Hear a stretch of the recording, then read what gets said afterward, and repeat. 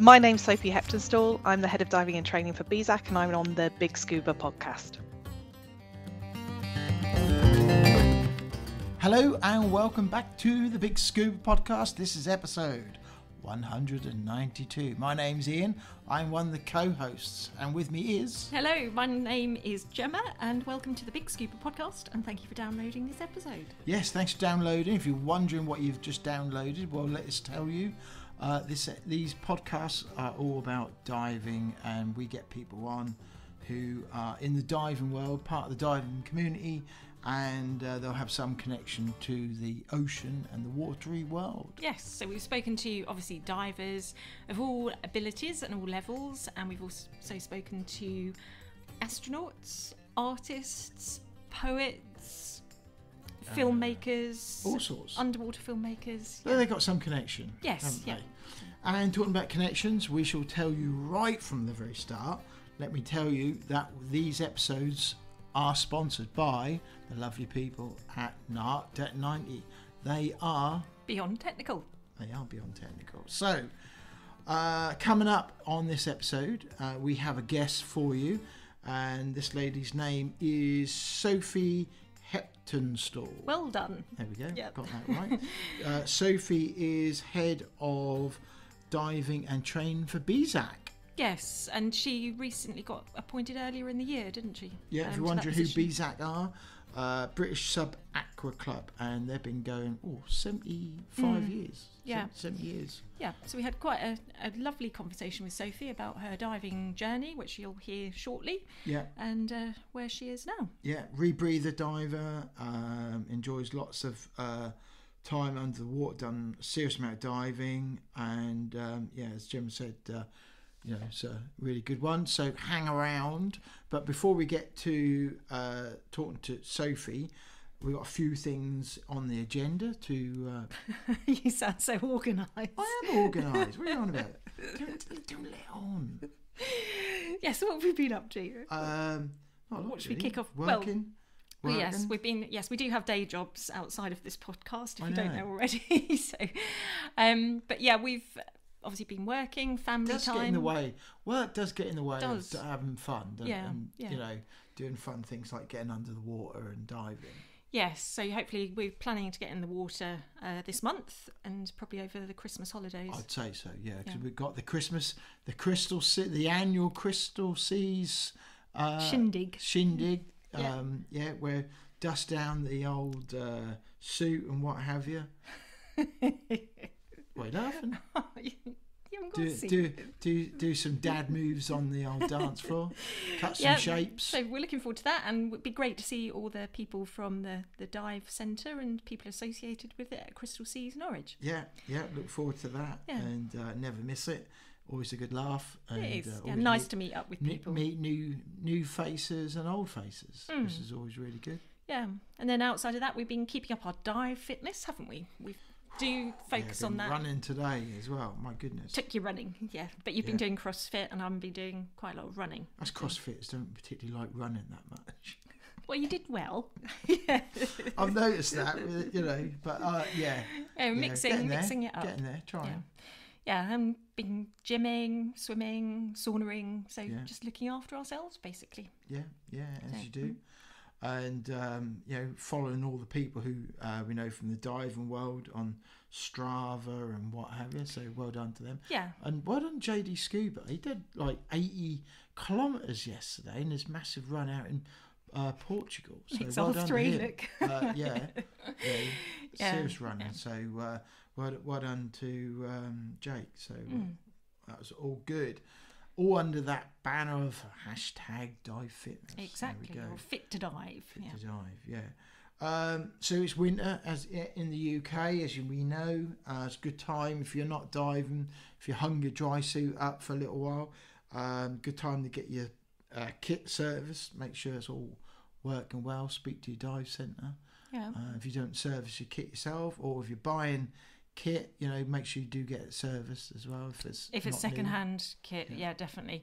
So that includes your dry suit, your BCD, your regulators, and we did have a discussion with Sophie about hoses as well, didn't we? About shelf life of your hoses. So, but it's just a good time to get stuff serviced and inspect everything, so that you're ready to get in the water if you're not diving over. Regularly inspect your kit. Yes, equipment. Yeah. What else are we gonna say? So Christmas is coming. The goose is getting fat. It's also last postage coming up very soon.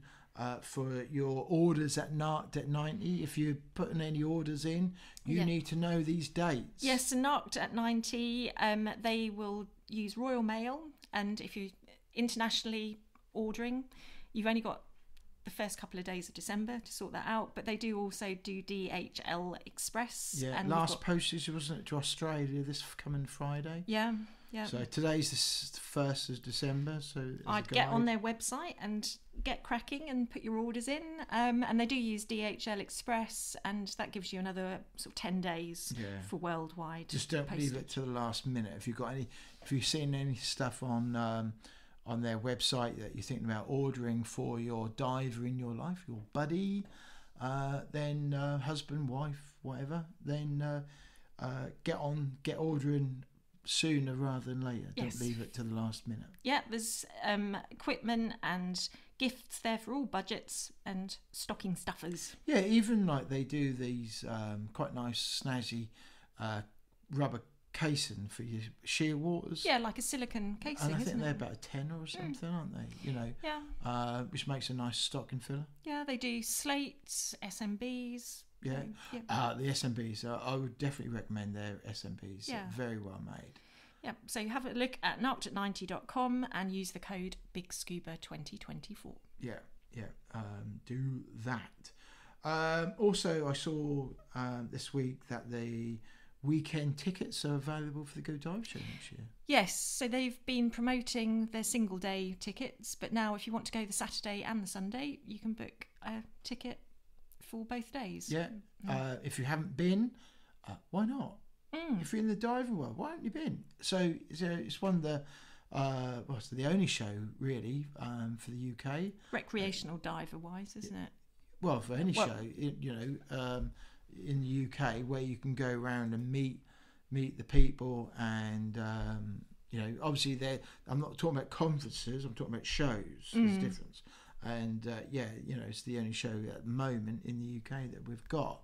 So do get your tickets. Every year there's a range of speakers, some really good speakers, and Andy Torbett, I think. He's always there. He's always there, keeping the show going. Talking about his cave diving and mostly cave good diving. Good old Andy. So we always look forward to seeing him and have a chat with him, and Miranda and Steve Backshaw's usually there. Who else? And Mark Evans and his team, and just the there. amazing work that they put on to get these shows off the ground. We'll be there. We will. In a corner somewhere. Lurking. Come and say hello. Yeah, come say hello if you see us. And I Narked at 90 usually there as well, so we'll look out for them. Go say hello. Anyway, we'll be worrying about that come nearer the time. We should also say a big well done to Hayley. Past guest on the show. Hayley Adlam. So she was officially Miss Scuba International. It's classed as 2023, and they just had their presentation and the competition. Yeah, and her crown has gone to Miss Scuba International, and it's Miss China. Round of applause, well done. Yeah, that's good. So very good. And the Chinese lady is called Christina Zhang. I think that's how you say it. Why are you asking me? I don't know. I'm going to pronounce her name. Yeah, so it'd be interesting to see what Christina gets up to over the coming year. It is amazing what they do, and and like even that there's beauty pageants still go on, because I know there's in this world of stuff that we're in, there's a lot of people don't particularly like these pageants and things like that, and I think it's quite good, because I think there's an industry, and it shows that beauty and diving to go together. They do, and why would they not? Yes, and also it shows you can be glamorous underwater. Well, I often think that when I look in the mirror, and I think, how I've done it again. I look 26.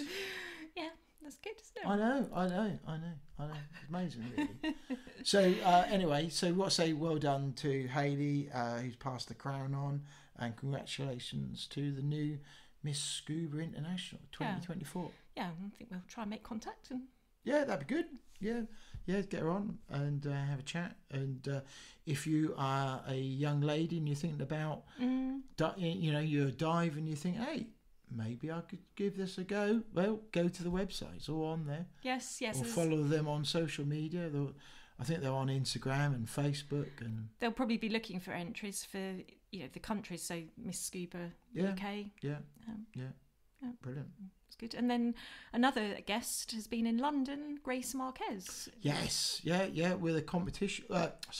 With her artistic work. Yes, she's an artist, and she takes her inspiration from underwater scenes. Yeah. And her pictures are incredible. And it's all up for a good cause. So if you look up the Shark Trust and go on their website, there's a link to an online silent auction. I think they call it a silent. Yeah, they call it a silent auction, which is just online auction.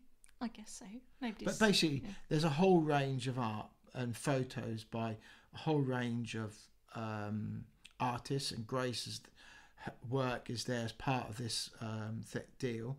And anyone can bid up till, I think it's the 7th of December.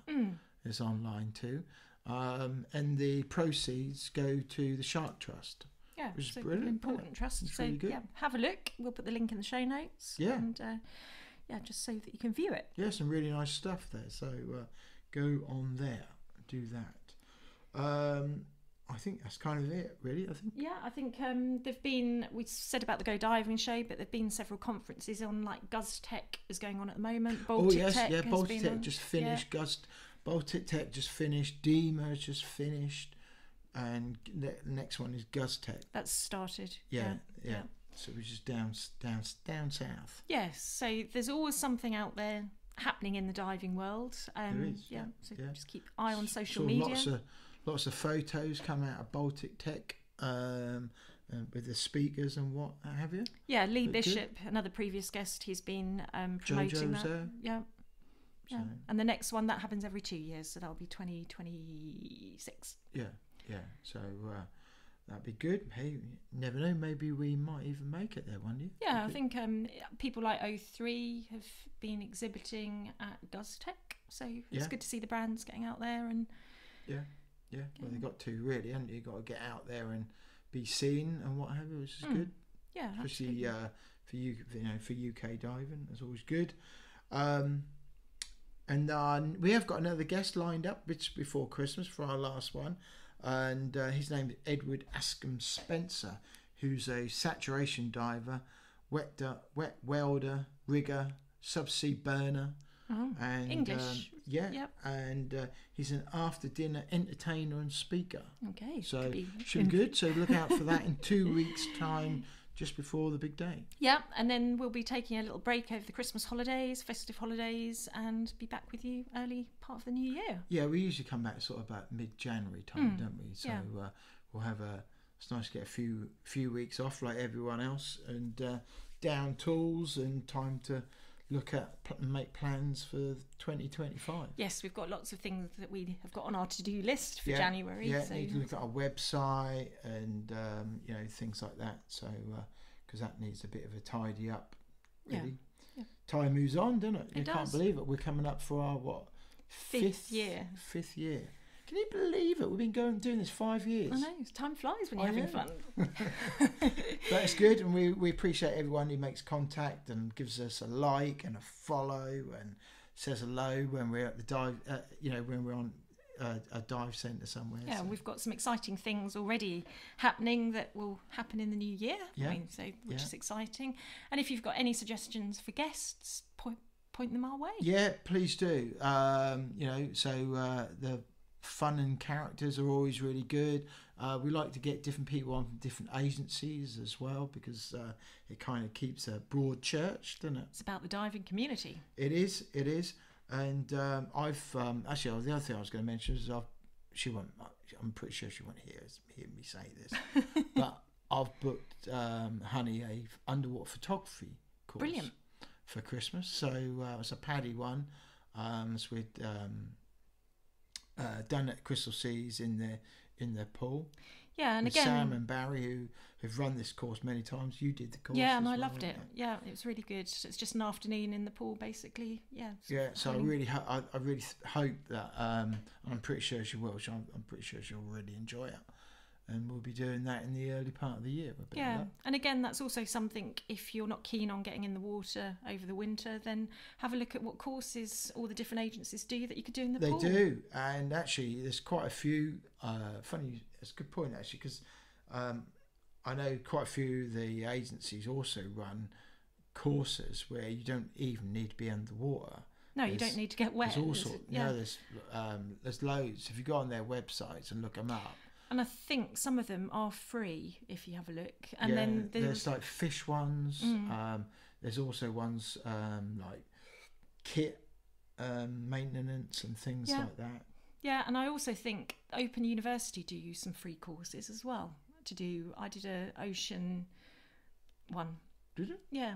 Yeah. Oh, right. So a while ago, but I think have a look, because there's lots of opportunity when our days are a bit short and it's getting a bit dark. Also, it's a good time to get out on the beach and do a bit of beach cleaning as well, because especially with the storms, stuff get washed in, and if you aren't diving, our coast diving is kind of screwed really till next year on our east coast. I don't think anyone will be diving off our east coast over the winter, put it that way.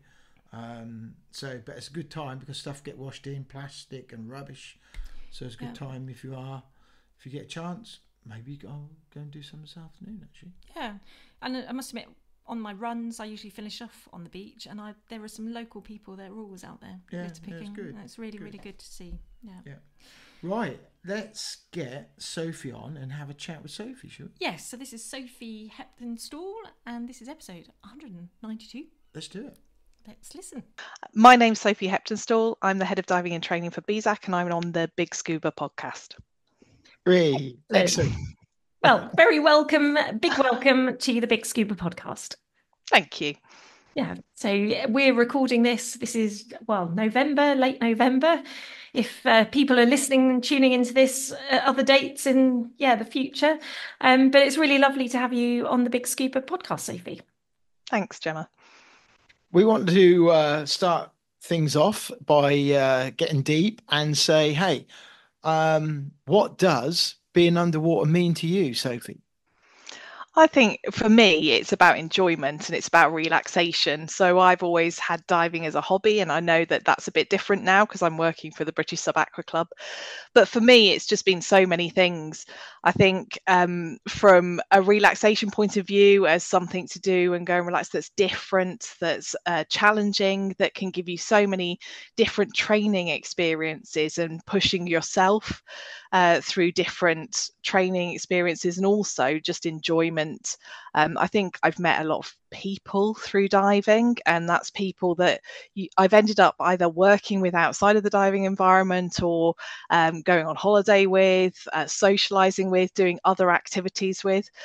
We've always kind of joked that we also have a dive ski club in our dive club, so it's kind of adventure sports.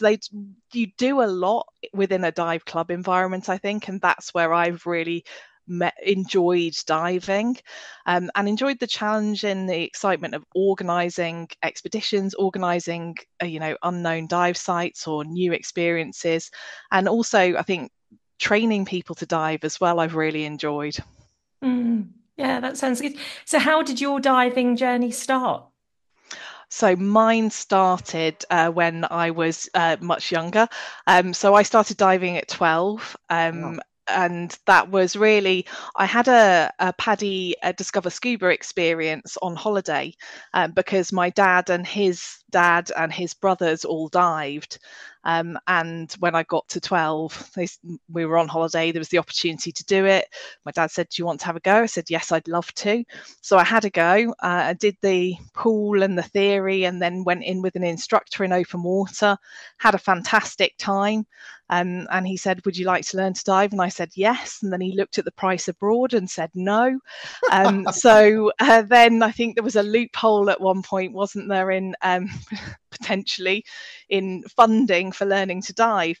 And it so happened that that coincided with it was a sport and recreation MVQ level 1, where you signed up through a college. And that meant that the dive schools, I think, got some additional funding, and I actually learned to dive for £50. Wow! With a dive centre in the Midlands, and at Stony Cove. So it was the cost alternative of doing it in the UK, and because my dad and his brothers dived in the UK, they thought it would be better for me to experience it, and that's how I first got into diving. Wow. And then I was really lucky from that point of view to have some ready-made buddies, and then also some fantastic dive holidays because they also wanted to go diving. Yeah. Well, what a great way to start. That is. Yeah, I think from there really my kind of properly into UK diving, as they got a bit more fair weather, was really when I went to university. And because I went to the university club as a trained diver already, it meant that I could join the BZAC club as a paddy diver and just dive with them. And I went to university in mid Wales, so we had coastal opportunities as well, and we had a boat and a boathouse. So again, it was a real social aspect, and something that I really started doing much more often in the UK when I went to university. And that is the beauty of diving, isn't it? Really, when it all boils down to, is about friends, meeting people, and it's such a very social sport, isn't it? Yeah. Well, I think any kind of sports club environment, you get a lot of different backgrounds, a lot of different people that all share a passion for diving or snorkeling or the underwater world. And it's amazing how many also family members get involved, even if they don't dive, in the club activities. And I just think it's a really good way to kind of bond with people and to go and do an activity and have so much around it in kind of the social side and going to different places and build a really good friendship network. Yeah, definitely. And learning in the UK as well, that's a great way to start, isn't it? Because everybody says, if you can dive in the UK, you can dive anywhere. Yes, and I mean, I think I had a bit of a baptism of fire with the UK. I learnt in the summer, and that was, in a semi-dry, and that was relatively warm. And then I went to university in October with my semi-dry, and then up into a lake in Wales where there was ice around the edges, and that was the end of my semi-dry for UK diving. And that was the point where I thought, do you know what? I really do love this, but I think it's time for a dry suit. Yeah. So did you do a course at uni that was related to diving or completely different? No. So I was surrounded by people that did. I lived with people that did marine biology in my second and third years. And there was a big marine biology department, and some of the instructors within the club were also lecturers in the marine biology department. But no, I did English and history, so something totally unrelated. Cool. Well, that's good, isn't it? Because it brings it's all that diversity of diving. Yes. Yeah. But you've got another background of marketing with cars. Yes. Yeah. So before I started working for the British Sub Aqua Club, I worked for a car dealer very group. Nice cars marketing as well. Yes. Yeah, so total change really of career. But after university, I went into advertising and marketing, and I worked for several different agencies, and then they were one of my biggest clients. And then I think it was 2009, I went to work for them direct. Really enjoyed it, had some amazing experiences.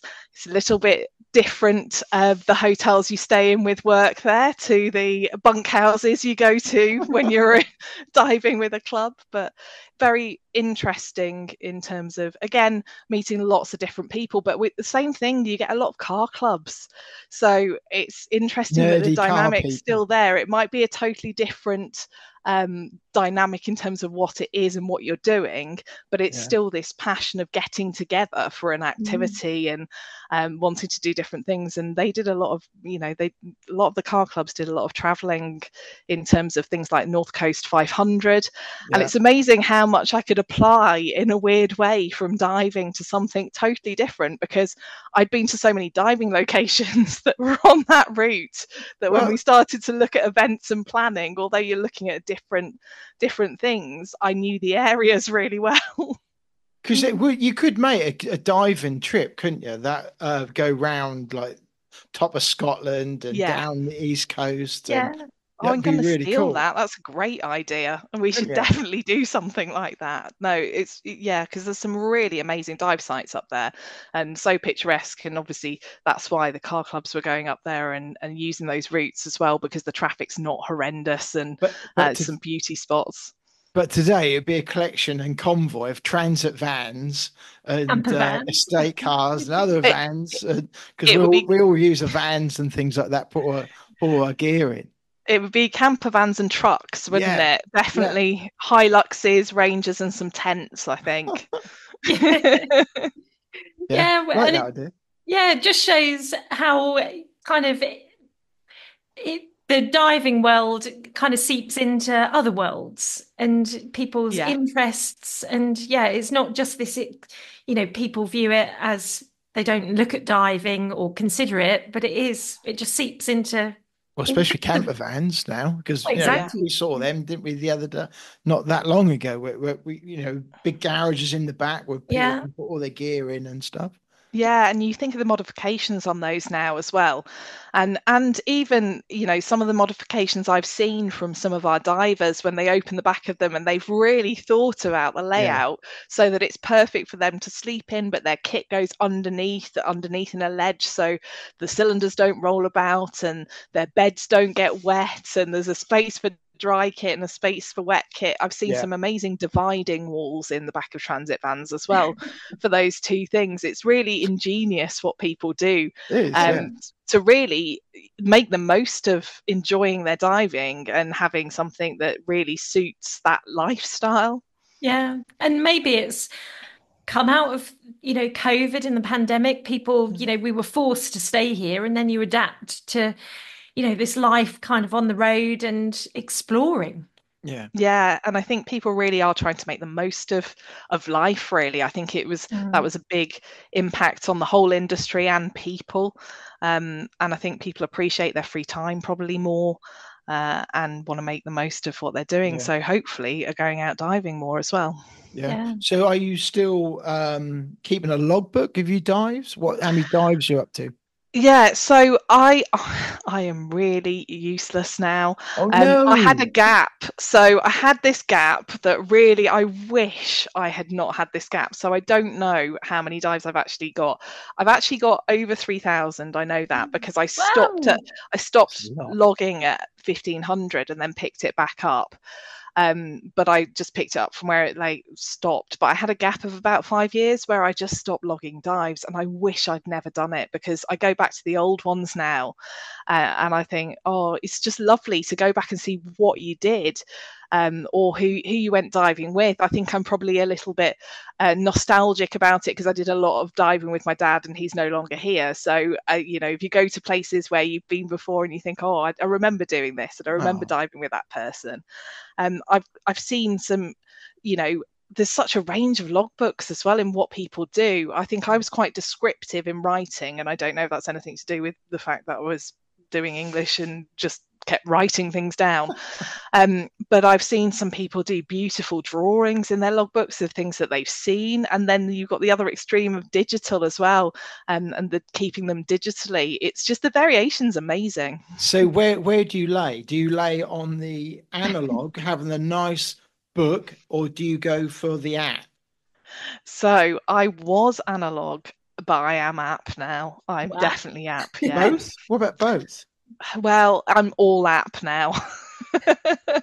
So I've got my originals. I've got my original logbooks with all the pages in. I've got about 4 folders full of them and some books. And I won't be transcribing those into the app to catch up.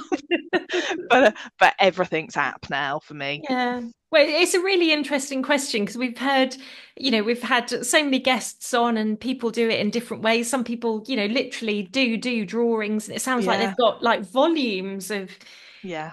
books that document their diving journey, and it's just so interesting. I keep saying to Honey, my daughter, who's 14, she did her open water last year, and I've said to her, we were going through a logbook yesterday about keeping logbooks up to date, and Yeah. I thought, being 14 and on her phone and stuff, she would be right, up for the app. Yeah. But she went, no, I like the book, and I thought, I like having the book as well.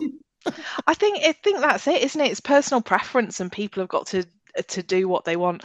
I like being paperless, so I won't take paper or notepads with me if I can avoid it at all. So I love having everything digitally. Yeah, but everybody's different, and everything works different ways for different people. Yeah.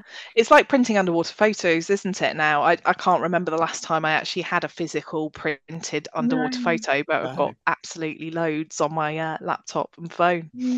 Yeah. So in terms of your diving journey, what level of diver have you gone into the technical side? Yes, so I am a rebreather diver. I've got an APE inspiration, mod 3 rebreather diver. So I did go that way. I think it progressed quite slowly. I was a twin set diver quite early on. As soon as I got my sports diver qualification and I was doing 30 meters, I got a twin set, really for having an independent gas supply rather than an AS. Just thought it was really important for gas planning, and having enough gas if something went wrong for those kind of depths, and being at the time predominantly diving on air rather than nitrox as well, so you got the potential deco, and then kept diving on twin set for quite a while, and I think it got to the point where I was starting to get interested in doing deeper diving, and I get really bored with deco a little bit.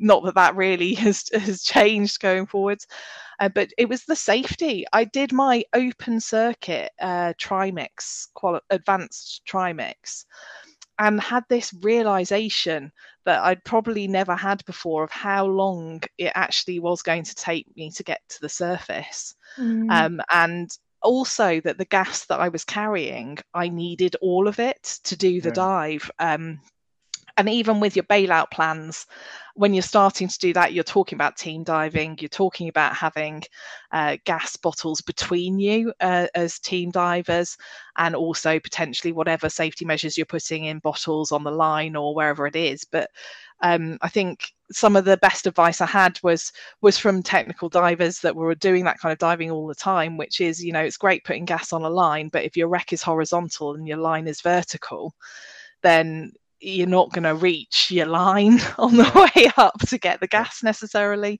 And whilst you've still got that team ethos and the planning was really good, that realization was really quite mind-blowing for me. And rebreathers were getting more advanced. I did my original course on a classic, because the vision hadn't come out. And found that I was great at the practical, but still struggled with the habits that I had. So one of the things I did continually on that classic course was breathe in to go up over something slightly and then swim straight into it. So that was a bit of and that just shows that it becomes muscle memory when you've got training. So it was something totally different. And then I decided to do my classic rebreather with an instructor that had a spare classic for me to learn on, because I didn't want to spend that kind of money at the time without knowing it was for me. And I finished the course really comfortable on the practical, but still on the putting it together and taking it apart, probably was a little bit tentative. And then spoke to another really experienced instructor who said, "Oh, don't buy one yet. The vision is coming."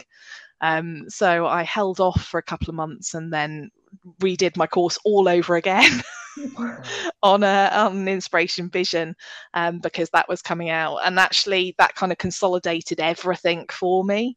Yeah. And I bought a unit to do the course on, was really comfortable. And then I think my unit now has been described as Trigger's broom. So it started off as a as a back mounted evolution, and it's now front mounted evolution, and now it's a back mounted inspiration. Oh, right. So, Wow.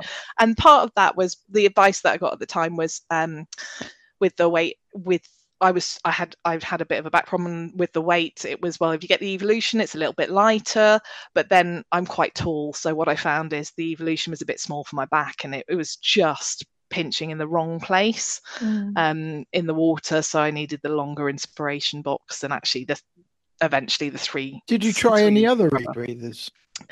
At the time I didn't. So I'd seen at the time the Ouroboros, and I had also had a look, I think, at JJ.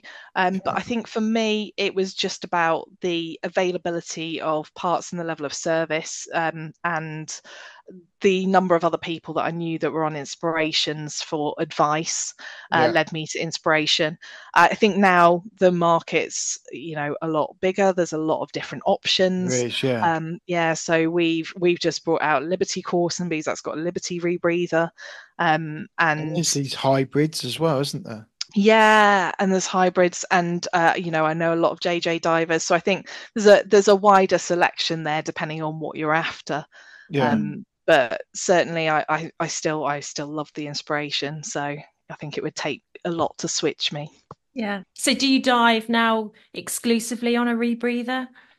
No, so if I'm going diving, I will dive on it. There's only kind of two reasons that I don't take the rebreather. And one is training. So I'm training entry level. Obviously, it's not appropriate. So if I'm doing training, I'll just do single cylinder, to be perfectly honest. And then the only other circumstances is depending on the size of the rib or how many people are on it in the club. So if we're doing kind of a 20-meter dive and the rib's got quite a few people on it, just from a space point of view, instead of taking my bailout and my rebreather, I might take a single cylinder and a little bailout cylinder instead. Yeah. Yeah. That's fair enough. Yeah. Well, it's really good to, I suppose, have that progression from single to rebreather and see the difference in the diving and depths, I guess, isn't it? Yeah. We did a tri dive earlier this year on a AP system with Scott Laddyman, and really enjoyed it. And that was because we wanted to, we spoke to several people now who dive on rebreathers like yourself, and we wanted to understand what it's like, and it was brilliant. Really found it, really enjoyed the experience, actually. Good. Liked it. It's all automated system, and got the buoyancy fairly okay and for first go, but the silence was lovely. It's a whole different experience. I think it is, isn't it? There's the silence is amazing. But then when you get, where did you do it? Did you do it in the sea or no? Stoning. Okay, so did the fish come closer as well? Because I don't think there were many fish about. Okay, so what I have found is on any dive they come so close that if you're a photographer, it gives you that experience. But it's also really kind of it's just enjoyable that the fish life does come so close when you're in the sea or in the quarries. They do, because there's no bubbles. I think the other thing you do notice you really do notice, I think, in the winter, as the scrubber's heating up, it's not warm on your back, but it's not cold on your back. So there's that additional heat. And I think breathing, the rebreathing loop itself, the air's warmer. Mm. So in the winter, you do really notice the difference with it. But I think for me, it's other differences as well. As I said, it was when I did advanced trimix on open circuit that I really started to think, if I'm going to do this kind of diving, then I need to think about what kind of kit I'm using. And it wasn't just the cost of helium, it was actually the bailout options. And that really did come to fruition for me when I was doing a dive on Pathfinder for the anniversary with a group of BZAC divers. And I did actually have a low pressure hose split at 60 meters, and it completely emptied the cylinder, but it was a bailout cylinder. No way. So actually having something like that happen, you think actually all the gases in the unit, that was my additional gas in the event of an emergency that I needed. So and that just popped. Yes, yeah. So I think that was probably before they started to stamp dates on hoses. I think my hose was probably, I don't know how old my hose was. I'm much more vigilant now. But I think at the time I'd not really thought about it with open circuit kit. Yeah. I got it all serviced, but the hose life probably wasn't a thing at that time. Yeah. And yeah, so just wear and tear. Wow. Yeah. And that's scary. Yeah, sometimes these things need to happen, but hopefully, you get through them, but then can change. Yeah. And I think for me, it was just the fact that I had so much time to think about what was happening or what you were going to do, that it was quite calm for a situation where, you know, it could be a little bit hairy. A little. Especially at 60 meters. Yes, but it's, as I said, it's bailout gas rather than anything that I actually was breathing or needed to breathe. Yeah. I think my buddy described it as it sounded like a munition had gone off on the ship and it hurt his ear. I bet. Wow. This episode is brought to you by Narked at 90, the cutting-edge pioneers in the world of diving equipment. Meet the founders, John Routley and Brent Hudson, who have logged thousands of mixed gas dives over the past 3 decades. About 20 years ago, these experienced technical divers combined their passion for diving and engineering skills to create Narked at 90. Whether you're new to diving and ready to take it up a notch, have a fair amount of experience, or are considering a transition into technical diving, we highly recommend Narked at 90. They're ready to advise on the best equipment and setup for your personal and commercial needs.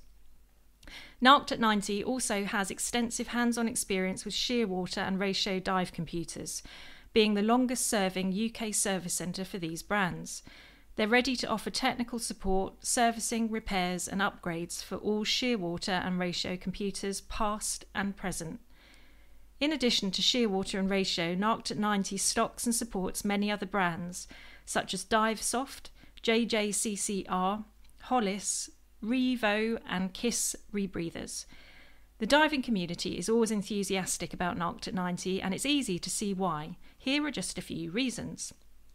Full head servicing for rebreathers from various manufacturers, bespoke cable assemblies, advice on specific fitting requirements, suggestions and guidance for home builds, computer laser cutting and engraving, CNC milling and turning, pressure testing to simulate 400-metre dives.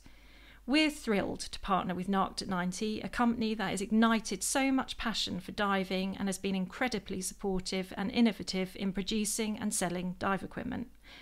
Visit narkedat90.com to see why they're a renowned name in diving. Stay updated on their insights and offers by following them on social media. Just search for Narked at 90 on Facebook, Twitter and Instagram and hit that follow button. So what's your preference on diving? Is it wreck diving, wildlife, reef? So I'm a bit of a hybrid. I do love wrecks because I think I really do enjoy the history side. I love the heritage side. I like the stories behind them, and that's something that's real interest to me. But I love marine life, and the best wrecks are the ones that are covered in marine life. So for me, the best thing would be a completely covered wreck rather than a wreck with nothing on it. And I do really like small marine life. I love nudibranchs and all of the small stuff. Oh, the So critters. spending the time on it, I love the critters. So it is a bit of a hybrid. Yeah. Yeah. I think they're fun actually, the critters, because I think you see all manners of stuff and they behave weirdly at times and they scurry around, and like we were at the farms and showing my daughter some of the hermit crabs and things, and she was just like amazed by the different things you could see and stuff, and sometimes that gets missed, are the little things, aren't they? Yeah, I think so. And I think people have a perception of UK diving that if they haven't been underwater in the UK, that it's going to be dark and brown and there's not much colour. And I Yeah, think sometimes when you come back with videos or photos, I mean, there's some amazing walls uh, around the coastline, yeah, and just the amount of life and colour that you get is just stunning. And I think people aren't aware that it's actually there and it's in UK waters. I can't really, I've dived some great places, but I do love UK diving. yeah. Yeah. And that's so good to hear, because there are so many people that are, well, you call them champagne divers, that don't dive in the UK. They just go on holidays. Yeah. Yeah. Yeah, and that's fine, because everyone Mm. finds their thing. But somebody said to me in town a few couple of months ago, and they saw a box I had on the back of my truck because we just come back from the farms, and they said, "What? Why do you dive in the UK?" And they're like, "There's nothing to see, is there?" It's like, yeah, and we're so fortunate in the UK about what we've got, and there's so much to see, you Yeah. know. And although on the East Coast, hasn't been the best years for diving this year Mm. because of the currents and conditions. But we dived off Portland on Chesil Beach Yeah, this year in September. 10 meters viz. It was like being in a swimming pool. it was Yeah. It was awesome. amazing. Yeah, yeah. Yeah. And I think that's the thing, isn't it? And there's so many different sites, there's so many different wrecks. We've got walls, we've got reefs, and the life is so varied. And I think there's a lot of good project diving going on at the moment as well.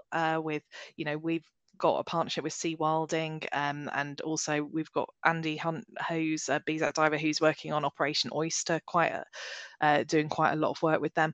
And there are things that divers and clubs can get involved with on a snorkeling or diving level around the UK. Also to just add an extra level of interest and awareness and conservation of life around the UK as well. And I Mm. think there's Yeah, lots of stuff that people can get involved with. I've not heard of this. What's Project Oyster? So Operation Oyster is Operation Oyster. is is is something in the UK that's really been looking at native oysters and surveying oysters and where they're found in the UK. So it Right. started off as a big mapping project, and it's now starting to evolve into seabed restoration, Okay.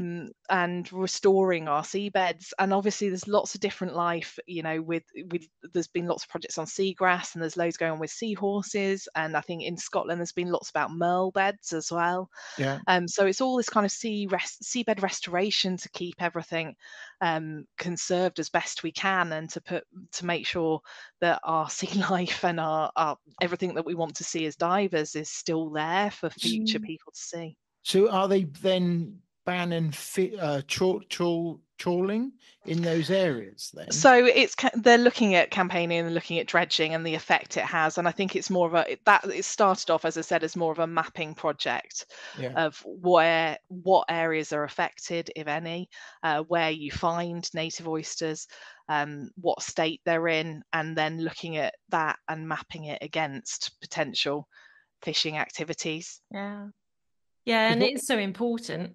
Yeah. Yeah. oysters Yeah. help keep the sea clear, don't they? Yeah, and I think what it is it's looking at key species. Mm. Yeah. Yeah, and looking after them, looks after the sea and its condition, and for us as divers. Yes.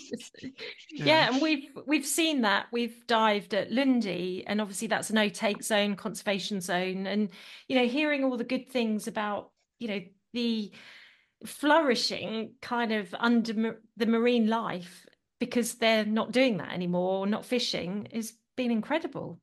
Yeah, exactly. And so quick as well. It's not just been, something you start and you see the difference in 10 years. This is, we're looking at years, 2 years, 3 years, and the difference is measurable. Yeah, and a lot of the diving that we did at university was around Martin's Haven and the Scoma Nature Reserve. And the fact that they made it a nature reserve, I mean, we were seeing all sorts of life there. Yeah. We were hearing about Scoma Island a few podcasts ago about the puffins and Yes. doing a snorkel Trail. course with Puffin hat. a hat as a puffin on your head. So, Oh, wow. Okay, I haven't heard of that, but yeah, so that the puffins then come closer and you yeah, experience the wildlife. Yeah. yes. They were saying that the puffins are sociable, and if they spot another puffin on their own, the puffins will go and be with it. So Fantastic. so they have a puffin on a hat that you snorkel with, and then you get puffins come and land on your hat. How awesome is that?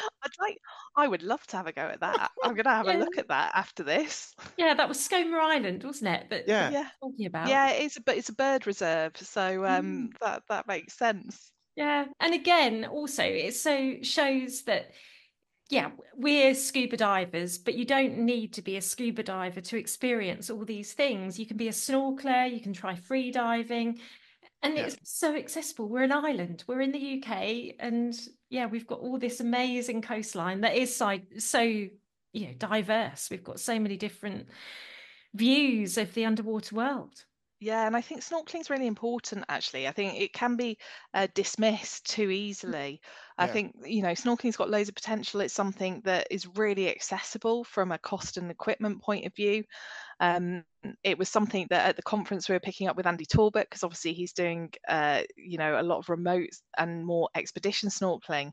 And he was talking about the appropriateness of kit, and that for some sites that aren't accessible, the snorkeling kit is perfect and it's more suitable than him taking a rebreather there. And I think we need to think a bit of snorkeling a little bit differently as in its own right, and that it's not just, whilst it's great for families and it's really good for accessibility, it's not just for that. It can be quite adventurous in terms of location of where you go snorkeling, and then you've got the opportunity to see more in those places without having to lug scuba kit potentially. So just taking fins, mask and snorkel, and wetsuit if needed, or it depends how long you're going to be in for, you can have some amazing, really kind of wild, off the beaten track experiences. Yeah. And you can do that with a kayak or Yes. paddleboard. Yeah. Get somewhere and then, moor up somewhere or secure your board and off you go, with a friend. And we, as Andy said, with minimum kit. And we, I think there's been a couple of times we're snorkeled, and, it's just been great. Saw loads of stuff. Yeah. Where we are based in Norfolk, we've got a snorkel trail in Sheringham, and we did that last summer, and it was incredible. Yeah, and there's lots of local wildlife trusts that are doing snorkeling trails, and all sorts of things, again, to appreciate the wildlife environment that they got around them and also protect it. It's a really great way for people to access the underwater world. Yeah, and we're very much, it's just experiencing the underwater world, and you don't need to have air on your tank, in a tank behind you. You can just be on a paddleboard, snorkeling, kayaking. You just get to experience this whole environment that people sitting on land don't see. It's good for BZAC though, because for BZAC to support snorkeling, because then the people go, hey, I like this idea of being underwater. Maybe I could go a bit deep and actually learn and how to dive. And yeah, and I think, we've got some snorkeling only clubs. We've got snorkeling involved in the club environment as well, that we've got people that just snorkel. And I think it's really open to all of those different things. It's a great starter. So it's a great starting point to get some experience using fins, masks, snorkel and the underwater world, and seeing if you want to progress. But it's also great sport in its own right, that if for any reason scuba isn't for you, or it's not something that you want to get into, then snorkeling, it offers loads of opportunities. And if you just think about how open water swimming's taken off, and what's happened with open water swimming and how that's benefited the dive industry, really, because dive sites are making money off open water swimming as well. They're getting business, they're getting new people in, they're actually probably giving visibility to people about for diving that wouldn't necessarily have considered it in the past. I don't know what if there's much conversion, but still it's keeping the industry alive and those sites alive, and I think we could do more with snorkeling as well. And also from a sort of well-being point of view, in terms of physical fitness and mental fitness as well, it's all something else that you can do rather than sitting on a sofa watching TV, isn't it? Exactly, it's going out and doing something, isn't it? And actually it's doing something that's quite adventurous in its own right. There's lots of talk of the benefits of cold water as well. I'm not a medical expert, so I couldn't testify to them, but there's lots there are lots of studies out there looking at the benefits of cold water, and I think that's also helped open water swimming take off, is because of those good news stories. So I think hopefully it's got a lot more potential to come. I think when you look at let's take Stony Cove as an example. It's definitely not the only dive site in the UK, but we'll take that as an example. Over the years, certainly seen a big increase in open water swimmers since COVID. That's ramped up a lot all year round. You see them get in there in April and the water's like 6 degrees, and wow, that takes some dirt, and all they got are some budgie smugglers on. It's like crazy, but they're coming out smiling, they're loving it. They absolutely are. And as you said, it's no wetsuits, it's just swimsuits. And you look at all the kind of Boxing Day swims and New Year's Day swims as well, it really has taken off. And it's really encouraging to see it. I think whether it's because we're more involved in the underwater world or whether it is just a natural evolvement of people really understanding what is on our coastline. So where do you think training is going to go with BZAC in the future? What's the future? What's the future look like? I think let's hope the future looks bright. I mean, part of we've done a lot of evolving of the training over the last few years. I think COVID intensified the development of that quite quickly. So we have got a lot more e-learning on board now. But I think for us, where it goes, it's really going to be looking at the market and looking at new things in terms of what people want to do interest-wise, and that aspirational side. I think there'll probably be more to do with, if we're talking about formats, then there'll be more of the e-learning online formats for the theory side of things. But I actually think we will probably ramp up the workshop side of things on the face-to-face, because whilst we want to use new technologies to their best abilities, diving is very much a physical activity. And to do that physical activity, you've got to get together. And I think as well for Ethos, we are a club-based system. So for us, that is getting together. I think clubs will evolve. We might end up with more merging of clubs and super clubs. But I think we'll also end up doing more bulk training especially for pools. We're just testing something out at the moment because we know that our members are struggling, our clubs are struggling with pools, and it's something that we're working really hard on with the Royal Foundation actually, because lots of water sports activities are struggling with pools. So we're looking at what we can do to merge any activities, finding new pools, getting support for sports clubs, funding for pools. But rather than doing weekly, we are looking at sort of bulk training for pool sessions in the areas that can't access pools. So we just did one as a trial in Scotland actually, where we did all of the ocean diver pool sessions in one go because they didn't have easy access to pools. And that means that then they can continue with their open water training at a pace in the club environment, but it's that pool that's holding it up. So we're really looking at trying to remove any barriers and support clubs and training, because again, our instructors are volunteers, and they're giving a lot of time Yeah. to support and grow the clubs that they're in.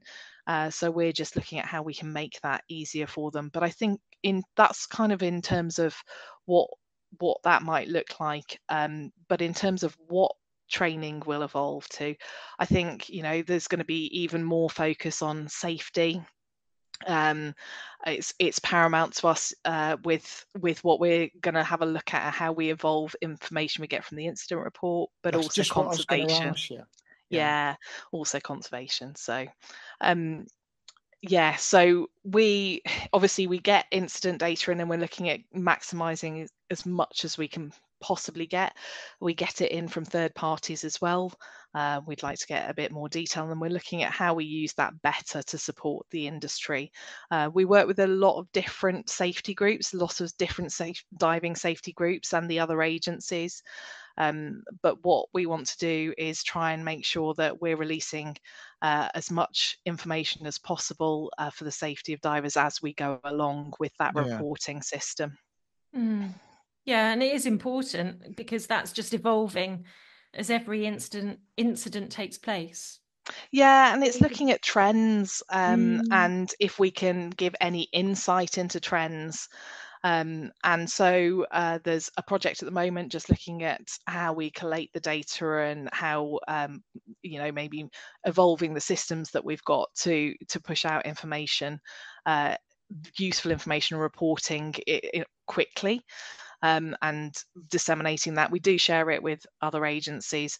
I mean, this year's incident report, I don't know if you've had a chance to look at it because we send it out. It's got some really kind of positive information on rescues and affecting rescues and the success of rescues. But also, I think, I get a lot of questions now about, are we going to bring out a solo diving course? And things like that. And my answer with that is, and it's the same for the whole team, is, we're all for self-sufficiency and building that into diving training. But just with looking at what comes in, we're seeing potentially more medical based diving fatalities come through, or we have done over the past few years. Why is that? What's your thoughts on that? I really don't know. It might be because we're better at collating data. It might be that we're better at the third-party sources and us are better at getting more information that suggests that it's medical.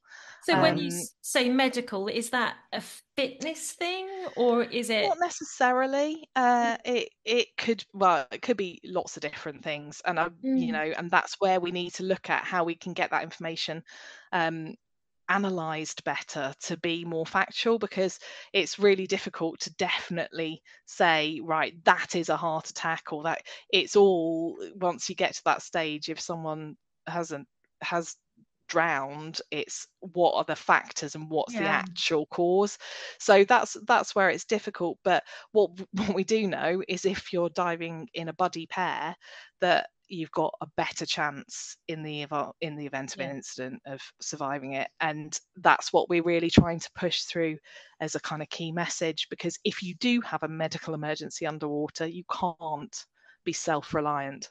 You see, I've always, I was talking to someone, it must have been about a couple of months ago, about going diving with their child, because of, if they go in the sea, being an adult with a young child, and you don't want to stop that, but you do have to think, what happens if something happens medically to the adult in deep water? Let's say 10, 15 meters. What does the child do about getting the parent back?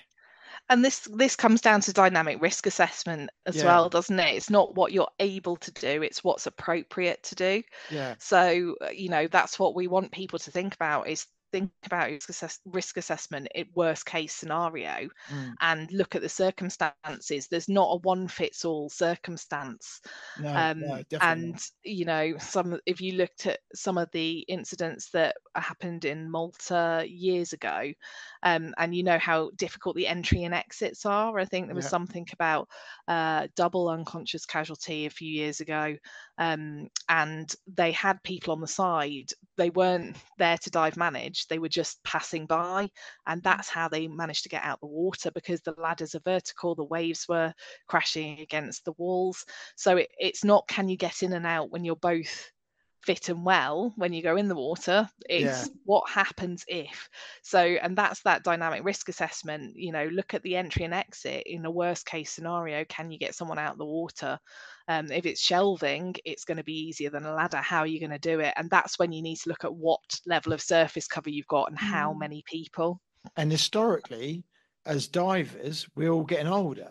And we have a fitness test when we first do our open water, and we say, we can do our 200-meter swim, and we go through the medical form. We say yes, and we know 10, 15 years later, when, we've got a bit older, not quite as fit as where we were. Maybe we got an injury or an ailment. Maybe, we're a little bit more heavier than what we were 10, 15 years ago. What checks is there done? And it's just one of them things, and maybe a check. Yeah, and we don't have blinkers on. We go to dive sites and we see people and we think, are they getting in the water? So I think that's where, again, it's duty of care, isn't it? And that's our duty of care to our buddies and the people we're diving with. And that is really where, it is that dynamic risk assessment. It is having the right dive management for the diving that's being done. And the main thing is you just want to make sure that you're able to get divers out of the water safely in the event of an emergency, and that you've got the right surface cover and equipment to do that. Obviously, AEDs has been a fantastic thing that's come through into diving first aid in the past few years, and that is something that can really make a difference. But it needs to be easily accessible and have someone that's able to use it. So it's those kind of things, and that's really where we've got to just think before we dive and not become complacent, because I think that's probably something that we're all guilty of at times, is getting a bit complacent because we may have dived that site before, and we're confident in our own diving abilities. I think practicing rescue skills is a key thing, and I've spoken to a lot of people about this recently. It's really getting together and not seeing it as a chore, or oh no, it's not something that we need to do. Practicing those rescue skills is kind of key. I think I always thought that I became a better diver when I became an instructor, because I was doing the skill drills on a regular basis. And I'd say the same when I became a technical instructor. I became a better rebreather diver because I was doing those skills all the time. And I think as a diver, maybe we just need to think about, we should take a dive out, or part of a dive out, to practice those skills, and to really make sure it builds your confidence as well.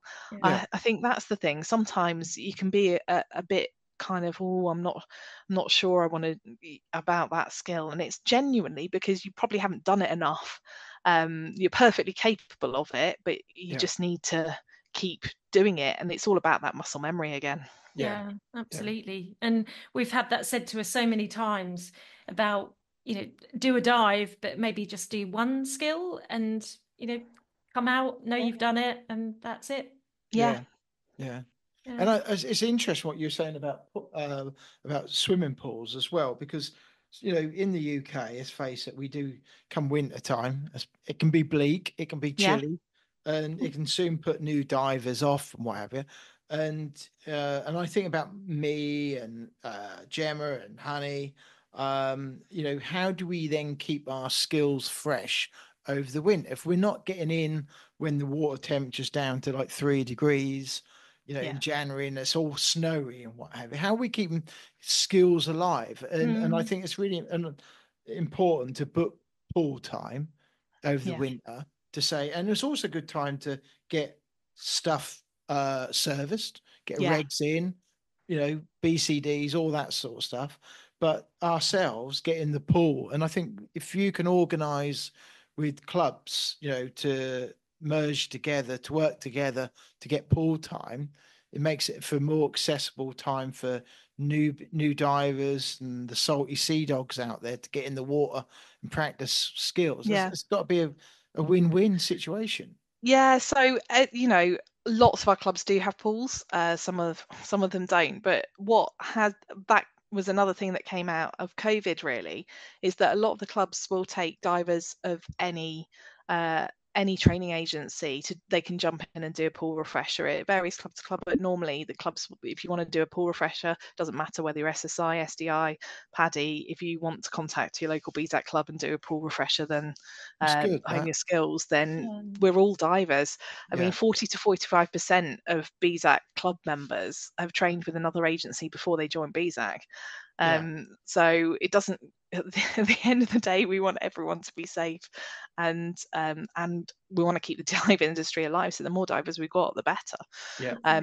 So it is something that if you've got a local pool, or we join with local centres sometimes as well. Some of the local BZAC clubs share a pool time with a PADI centre or someone else as well, because pools can be expensive, and it makes sense. Yeah, and we've seen the benefit also of jumping in the pool, haven't we, over a winter period? Yeah. And making it fun. That's the most thing. Yeah. No, that's really good to hear. Yeah. So what's your next diving adventure? Anything on the horizon? I'm hoping to do some diving in Scotland, probably in January. To do some lock diving. Which ones? Which locks? Either Crieran or Loch Long, I think. So just because they're really accessible in the winter. We've done Loch Long. Yeah. So I love saltwater diving, seawater diving, just because of the life and things to do. So hopefully get up there in January, and then very excitingly off to the Maldives next September. Nice. Lovely. Very nice. Where do you head when you go to Loch Long? Do you do Twin Piers? Yeah, so I've done Twin Piers before, but there's also a little wreck in there that's done quite yes. And the torpedoes. Have you done the torpedoes in Loch Long? No. Okay, so it used to be a torpedo testing station. So there's a whole range of torpedoes, from vertical, horizontal, there, that are covered in life. Wow. So the torpedoes and the little wreck, as well as the Twin Piers. Oh well, we'll have to put that on the list again when we're next up there. We usually combine it with a Farns trip, because it's not too long a drive to get up there, and then come on. Yeah, I might try Dunedin as well. We've done quite a bit out of Dunedin with first class expeditions that we've been doing over the last couple of years, and they've got some quite interesting things. The last first class prep we did, we were looking for submarine netting. Oh wow! From the Second World War, which we found. And obviously they've got some great wrecks up there, but also wall dives there as well. So Jason and Claire from Expeditions introduced us to Loch Goyle, and there's some really nice walls in Loch Goyle as well, which is the other side of Loch Long. I think we've been in contact with Wreck Expeditions, haven't we? Yeah, I think we did. Yeah. Oh well, that's exciting stuff. Yeah. And are you going to be at the Go Diving Show in 2025? Yes, going to be there. So there'll be a BZAC stand there, and I think we've got some seminars as well, some breakout rooms. So looking forward to it. I mean, the show last year I thought had a really good buzz about it. Yeah. No, we'll be there. So definitely looking forward to it. And that's something that's growing and growing again after COVID, which is great to see, and good for the dive industry. Yeah. Excellent. Okay. Well, we better ask you our set questions. Okay. So let's start with comfort zone. So what gets you out of your comfort zone? Oh, I'm going to say cave diving. Really? I am, yeah. So I'm claustrophobic, and for some reason, I don't mind wrecks. I mean wrecks, but I did some cenote diving in Mexico, and do you know what it was? It was the halocline. So it's the not being able to see. So when the water merged, and just that kind of blurred But it can be murky and you can't see in a wreck. I don't mind that. I don't know what it is. I don't know if it's probably completely psychological. Oh, definitely. It's got to be. Or maybe I'm distracted by the little critters in the wrecks a bit more. I think if you can be distracted and focus on other stuff, definitely helps. Yeah. So yeah, cave diving. I know quite a few people that absolutely love it, and I kind of like the process of it, and I like all the techniques and the that kind of discipline side. But no, yeah, just makes me feel quite out of even overhead like environment, because if I think you're quite happy to penetrate a wreck, but not. Yeah, I think it's also probably the distance, isn't it, going in? And also, you know, I know you can get tight spaces in wrecks, but caves, it can be incredibly tight. Yes. I have a lot of respect for people that do Mr. that. Torbett hasn't sort of challenged you and motivated you to get into Wookie Hole a bit then? No. Yeah, no, I think, I definitely don't think wreck diving, cave diving would be for me either. Yeah. So, we've done dry caving, haven't we? Just an experience at Wookie Hole. And that was, loved it. Loved it. It was fun, but not underwater. I got stuck at one stage and my posterior wouldn't go through, so I then had to back up. It was all an experience. It certainly was, yeah. Yeah. So, but no, we have to do these things to know what it's like. Yeah. So, Yes. So another one of our questions is, if you could take 3 people diving into the underwater world, who would you take? And they don't have to be divers, they can be past, present, but it's just the experience of taking them into that underwater world. Who would they be? Oh, so it's quite a difficult one, but I think I'm going to go really, really off my kind of kilter and say Taylor Swift, because she's the biggest influencer out there. So if we're going to get diving anywhere into the world as an aspirational sport, she's the person to do it. So I think, just from a completely selfish point of view of getting diving more popular and more aspirational, definitely Taylor Swift. And she could write a song. Imagine? Yeah, she could write a song about it. She could put it on Instagram and TikTok video, and everyone would want to do it. Has she got like an underwater song sort of? Not yet, but you know, you never know. No. Yeah. So any pop stars listening out there, you know what you can do. But it's more about the influence, isn't she? Like, supposed to be the most powerful person. Yeah. Is she? Yeah. I think so. Yeah. Yeah. Okay. Yeah, and especially with, you know, the whole thing about diving is getting those young divers into it, and that sustained interest. And you know, that's exactly the type of person that you would want to inspire all these youngsters. I'm not saying youngsters only follow Taylor Swift, but no. Do you then, Gemma? Well, I know who Taylor Swift is. Yeah, but have you got some of her stuff? I know some of her songs, yes. Oh, okay. Do you? Girls Loud mine. Now you're aging yourself. No, I'm not. Yes, you are. They're still out there, aren't they? Girls Loud? No. Oh, well. You'll be going like Bucks Fizz next or something. Oh, that's way before my time. No, well, that's a good number one to put down on the list. The second one is my friend Amy. She's my closest friend from school. I learnt to dive with her.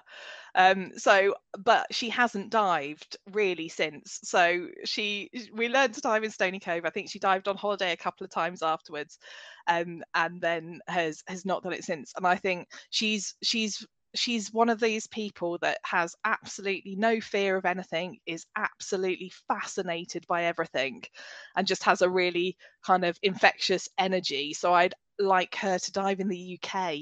I'd like her to experience UK diving, because her only UK diving experience has been Stony Cove, and I'm not knocking it at all, but I think she needs to get coastal. Yes, absolutely. And that, you know, I think it's that social aspect as well with her. I think it would be Yeah. a really a lot of really good trips. Yeah, we Brilliant. love Stony Cove, you know, all the other inland lakes, they've got their place, but you can't beat going to the sea. No, No. Farne Islands, Lundy, Can't. Chesil, yeah, Swanage Pier even. Yeah, Yeah, but Yeah. yeah, love it. yeah, Cool. Yeah. yeah. And And third one? my third one is probably probably going to be a bit showing my age more than anything else. Lottie Hass, and I know that obviously she did do a lot of diving, Yeah, but I think, you know, just to show the difference, if you're going to go, I'm interested in history and heritage, Yeah. just from a point of view of how things compare to when she was diving and all the kind of pioneering to how things have moved on and how tech has moved on, and you know, just how far divers have come in what they can do, what they and found, and frequency of diving. we should So explain she was the first female diver, wasn't she? yeah, she was. Yeah. Yes. Yeah. And Yeah. again, how the female diving has gone. We've spoken to so many people, you know, the cut of the dry suits, the wet suits, the equipment is all more bespoke to us women. Yeah. Not just, you know, one size fits all, which is Yeah, you know, really not one fits all, and even BCDs, isn't it? There's Mm, you know, BCDs made for women for more yeah, comfort in terms of design and fit. So, you know, I think things have moved on a long way they have. since And she was having diving. Yeah, and having the gear that you really like and you think looks smart makes you feel better underwater. It's like Yeah. anything, you know, any fitness equipment, isn't it? If you've got the right gear, you feel Yeah, and you great. think of made to measure options now as well, just Mm, making everything more comfortable for everyone, men and women, Yeah. because, you know, we really are all different shapes and sizes. So, you yeah, know, yeah. No, Does very true. like BZAC get called in for like you know, their view on new products or things like no, that? not really. I think, you know, when you look at the manufacturers, they're international. A lot of them are absolutely international, and you Yeah. know, they've probably got the best experience. And if you look at sizing as well, it'd be very different. European sizing is very different to UK sizing Mm, Yeah. in everything. So I think, you know, the manufacturers really are best placed to have a look at their market and their fit, and I'm sure they, you know, looking at what's coming out, they're absolutely doing their research in that. But I Yeah. think, you know, what is really nice to see is the sustainable side that's coming through, and that Yeah. really is coming through with some of the smaller niche UK companies and starting to permeate. But the sustainability side is good. Yeah, yeah, yeah, that is good. And I think the with the numbers that BZAC have got, it's good that you can kind of lean on some of these firms to say, yeah, you know, we're doing, you know, we're trying to, you know, encourage sustainable diving and things like that. And I know people mm, like Fourth Element have been looking at all that side of thing for a long while now. So Yeah. that is good. Well, really good. And it's the first time I think we've had the Swift given as one of the it is. three Yeah, people, I I believe. just say that, you know, I couldn't name you one song, but you know, the power for the industry could be amazing. Yeah, absolutely. yeah. No, that it's a tactical, answer. Yeah. Yeah, we like that. That's cool. So final question for you. Yeah. Okay. So we're going to give you a billboard, okay?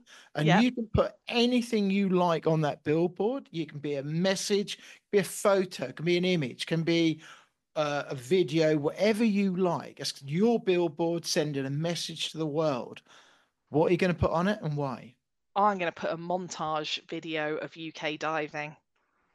Excellent. Absolutely. I think, you know, pictures are better than words. It's Yep. also much more accessible for everyone to see what it is. I'd want a montage of almost round, it would have to be really quick, round the coast Yeah. of I like that. walls, wrecks, life, everything, you know, just even if you could only do a couple of wrecks, a bit of life, and in a 60-second snapshot, I'd want to entice people into UK diving, and I'd want them to see what's there, because I think the biggest problem we probably have for attracting new people into the UK is them not knowing how great it is in the water. Yeah, totally agree. Because when you look at Instagram, all these influencers, I know Instagram's worldwide, but in terms of UK diving, there's very few. There are the people promoting it, and about the seagrass, but it just needs more, doesn't it? Yeah, I think it just, and it's about getting people into snorkeling as well. It's not just about buying the dive kit and joining that way. It would also be just showing how much they can do in shallow water in the UK. Absolutely. And then if it went on the internet afterwards, we could have the Taylor Swift song that she's written about scuba diving onto it as well.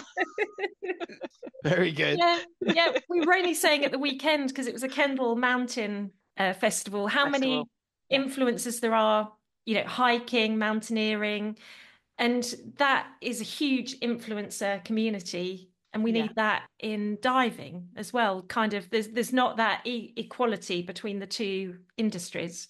Yeah. And if there was, it would be, really, flourishing, I think. It's or it, not, I don't mean flourishing, but I mean the influences would be out there, and there would be so much more knowledge about what the more understanding about the fact it is accessible. You can join a club, you can learn with a centre, you can train with any agency and then join a club. It's all these facilities, and also shore diving, shore snorkeling, all of these different things. Yeah.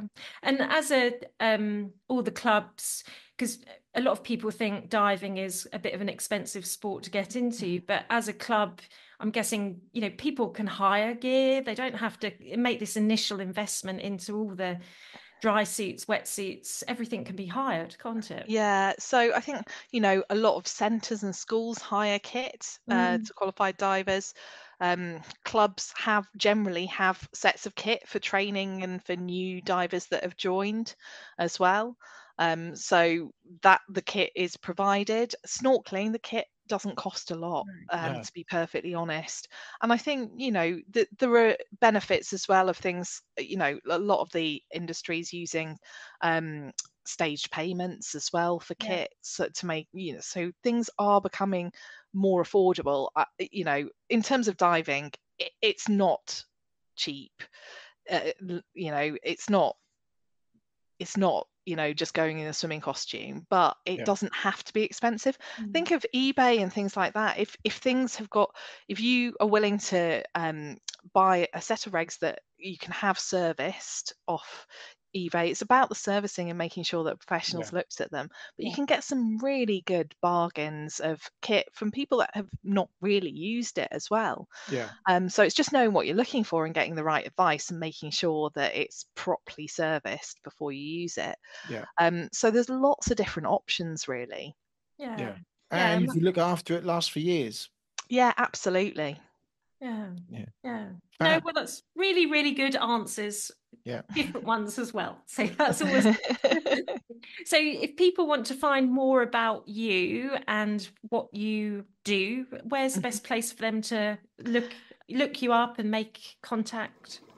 So probably BZAC website has got a bit, so bzac.com, and my email's sophie@bzac.com, or LinkedIn as well, which is how you got in touch with me. So Brilliant. Okay. Excellent. Well, we'll put the notes in the show notes, and then people can click on that and make any contact. But Brilliant. It's been a really entertaining podcast. Yeah, it has. Thanks for having me. No, thank you very much for coming on. So that was Sophie. We want to say thank you for Sophie coming on, and that was just really good to have that chat and talk about UK diving, really, wasn't it? And where training is going to be going with BZAC. Yes, absolutely. So, yes, Sophie, covered more or less everything, didn't she? From like beginning of her journey right through to the if we've got some inspiring, professional divers who are thinking about getting into the training side of things of diving, this is it. And BZAC been around a long, long time. They just recently celebrated, I think, their 70th birthday, uh, Yes, yeah. something like that, or 75th even. 70th or 80th, yeah, I And can't remember. But it and was brilliant that she kind of spoke about the UK. I know it's British Sub Aqua Club, but promoting UK diving, isn't it? yeah, and you can look at it on so many different levels with BZAC, because look at the military. The military predominantly are BZAC trained. If any of the divers, any people get into the diving side, and then that continues with work and with people with vets and what have you, veterans who get injured and what have you. So. Mm. Yeah, it's really important to have BZAC as part of the UK diving community. Yeah, and it's good to hear that they're working with other agencies as well. So, and this is what the diving community is all about. Well, I think at the end of the day, it's not so much the agencies that matter quite so much. It's the instructors, and they're all pretty much have their, pretty much do the same Mm. things, but there'll be difference, little tweaky differences, approaches. Some people prefer the paddy way where you pay your money up front and you'll be qualified over a weekend, you do your training and then bang, you're qualified over the Mm. weekend.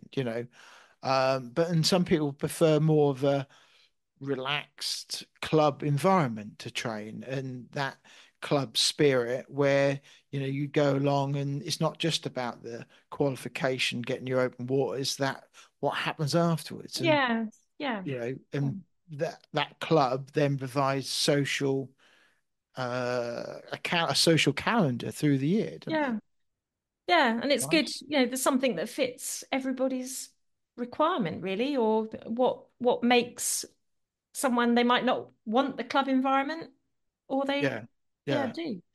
yeah. I think it's something for everybody, Mm. and the community is better off for having different agencies involved. Yes. Yeah. And as well, it's really good hearing about how uh, the training is looking at the injuries report, Mm. and to see, that they aren't just like reported and then moved on.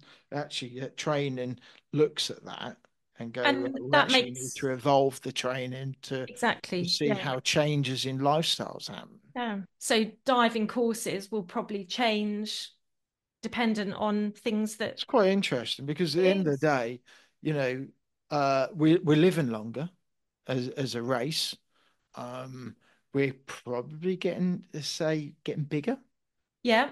I think you're Um, right. Yeah. we'd probably be diving with more long-term illnesses that Yes. which are managed by drugs and things like that, Mm. which is questionable whether some of these drugs have been tested under pressure.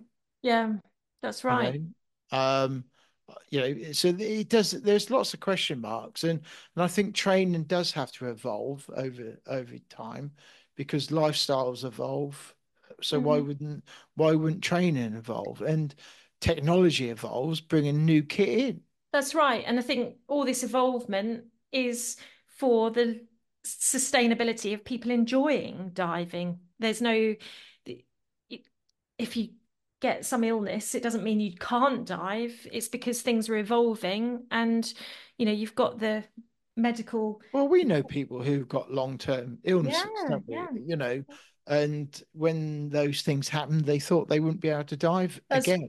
exactly. And they And still dive today, which is really good. And and still enjoying their diving, and still, you know, doing and learning new skills with their yeah, diving. So, living life, living their life to the fullest. And well, I that's the thought most, the other thing I thought was really good is where she was talking about reviewing things like when we mentioned about adult going with their child mm, dive and things like that, having the safety checks. And I suppose it's all, you like to say common sense, but that's not always the right thing, I don't think, because some person's common sense won't be the same as someone else's common sense. no, and also looking from an outside perspective as well at, if, for example, you're looking at your body, but you've got to look a little bit from the outside in to those two people and Yeah. appreciate, yeah, what their strengths and weaknesses are. It's one of the things I should really approach with Honey, really, because I think, well, if Yeah. Me and Honey went diving and something happened to me, Mm, how would she get me back? yeah. I mean, it's not the Or what does conversation. she do to Yeah. raise the alarm? Yeah. It's not a conversation you particularly want to have. Because it ain't.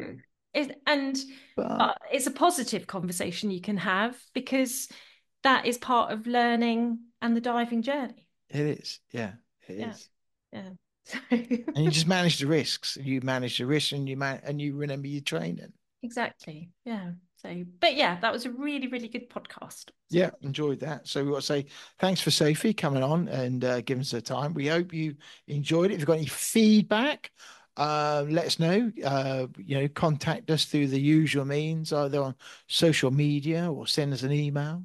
yeah. Any guest recommendations, point them our way, and we're always happy to have anybody on the podcast. So, Yeah. And as always, these episodes are brought to you by Nart at 90, who sponsor us. yep. And they are beyond technical, Yes, and if you're listening to this in November, early December, don't forget, Narked at 90 have lots of gift ideas for the diver in your life. So you head over to their website It's soon and going to be Christmas. where's your Christmas spirit? Yes. Can I So, get to December first? so, yes, this will be coming out. This is actually released on the 2nd of December 2024. So if you are a avid listener, yes, don't forget to look up Narked at 90 for any gift ideas. And don't forget to use the Big Scuba code, which is Big Scuba 2024. Absolutely. Save those pennies. Use that code.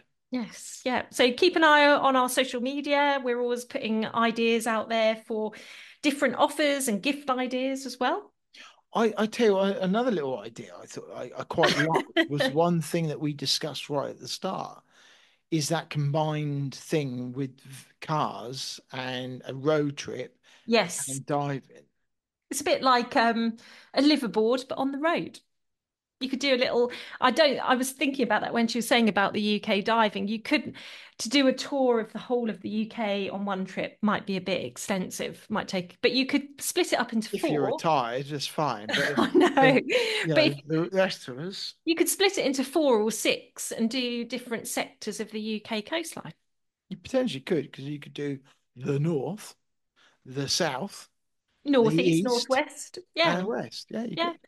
yeah. And I was just And thinking, our coastline, we know it's very seasonal, but if you picked the right kind of window, even if the conditions weren't great, you could still do a yeah, snorkel trail or you could do a sea swim. So yeah, there's lots of options. there is. Yeah, there is actually. And do it in your favorite camper van or transit or whatever your vehicle, horse and cart, even. If Well, that's there's an idea. if that's what you've got. Yes, so there you go. You come to the Big Scuba for lots of ideas and Yeah, quirky yeah. ideas. Not many of them will be any good, but we'll have ideas. Yeah, and there's always Taylor Swift out there. If you're interested, coming on the Big Scuba podcast, I was and trying to think up one of her songs, but do you know what?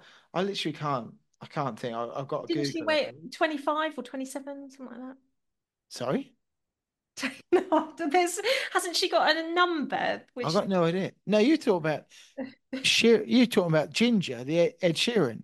I'm not. You are. I don't know. No, but yeah, Isn't that? I have Wasn't listened to he? Taylor Oh Swift. no, he was plus and minus, wasn't he? I don't know, but there's lots of You Taylor know that Swift. we're showing our age because we don't know any of these current. Well, we know who Taylor Swift is. Just like I was just quickly looking up to see if I can find a Taylor Swift song. If you know any of Taylor Swift's songs, write to. I know. Here we go. Oh, I can't see now. Do you It's need your just- glasses, Yeah, I dear? do. Anyway, Taylor Swift. I think we should just move on from this Yeah, I idea. think because we could be here all night. So, I yeah. think we But could. anyway, yes, we don't want to offend We any got to Taylor say Swift. thanks for listening to us rattling on about Taylor Swift. Yes. So yeah, don't forget we've got a back catalogue of other episodes. We're getting near the 200 mark now, so there's plenty of other guests to listen to if you fancy a listen on And your if you commute get to work. bored, listen to some Taylor Swift. No, we're not here to promote it. Anyway, that was the Big Scuba podcast. Thanks for That was. downloading and thanks for listening. See you next time. Now that does wrap up today's episode of the Big Scuba podcast. But if you want to hear more from the podcast, make sure you hit that subscribe or follow button depending on what platform you are listening on. That way you will never miss an episode from us. But if you are listening on Apple Podcasts and did enjoy what you heard today, we would really appreciate it if you head to the show page to leave a 5-star rating and review. It really does help us. If you do, please take a screenshot of that review and send it to us on Instagram, and we'll give you a shout out to say a big thank you. If you have any questions for us or anything that has been mentioned in today's episode, be sure to reach out to us on any of our social media platforms or send us an email. The links are in the show notes. We will get back to you no matter what. If you have made it to this point in the episode, we both want to say a big thank you for tuning in, and we'll see you on the next episode.